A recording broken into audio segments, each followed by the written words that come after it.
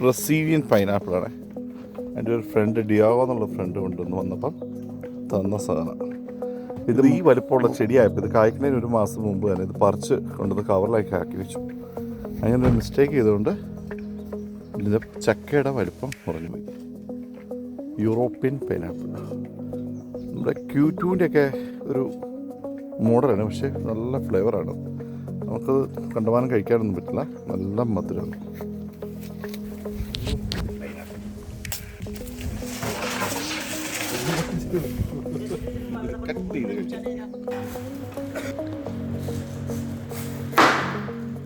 European pineapple.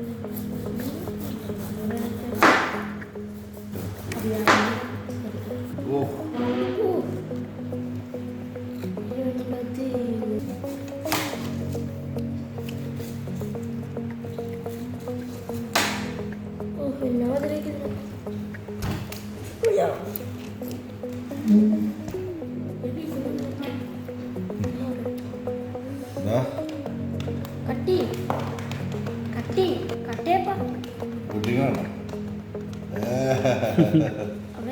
തേനൂറും മധുരം.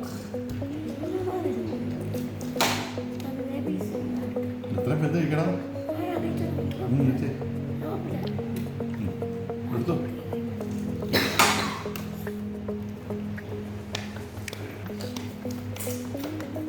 കഴിക്കാൻ പറ്റില്ല മാതിരി.